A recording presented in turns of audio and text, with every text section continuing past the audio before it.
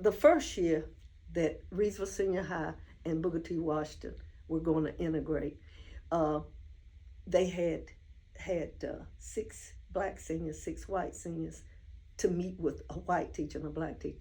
And they worked out everything, 50-50, for the things that caused problems like cheerleading and band. They had 2 major drum majors to make it fair for everybody. They just split it, and it worked well. Well, then, they didn't work out a deal beyond the first year. So the second year, that 50-50 was no longer, they made it 30-70, which probably was the fair representation of it. But the black students haven't been used to 50-50 and some other issues. They protested every day. They would leave early.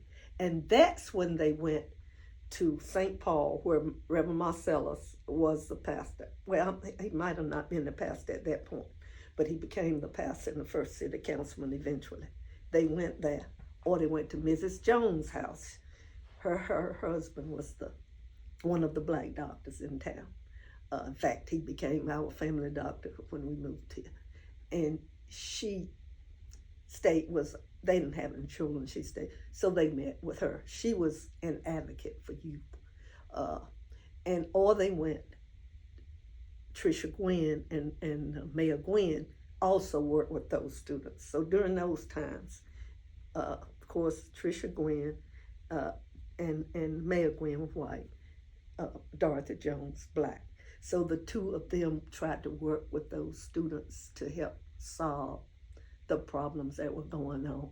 Eventually, they worked it out, and they didn't leave school every day. But at the beginning of school, I was told that they left school. Like I say, by that time, I was not working at all. I was taking a maternity leave for my second job. In the dark ages, you didn't have maternity leave. So that's probably why there were so many old maid school teachers, because you had a child at your own risk, at your professional risk. So anyway. Trish Gwynn, that's what they call her. I think it's actually Patricia, but everybody called her Trish. When she was helping the blacks back in 71, meeting with those students where they were and trying to be a bridge, it was heard that that the Klan was going to put a cross in their yard. She and a friend were at, it was called Big Apples, it no longer exists, grocery store shopping. And they heard some reported Klansmen talking about how they were going to burn that cross in Mayor Gwynn's house.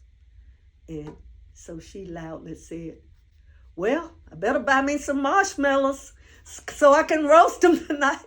I cracked up when that story came from her. She said, "I better buy me some marshmallows so I can toast them tonight." So she had that kind of unusual I would say, approach. It's not typically the approach you would take. Like, she treated people like people, to show you the kind of people they are. The house where they used to live is the corner of Harrison and Maple Avenue, I believe. And when her husband died, it was a big, tall house. She had it torn down. And she put, there's a little smaller house right across the street. She put the thing, the faucets or whatever she liked. But before she died, she gave that land to Habitat for Humanity.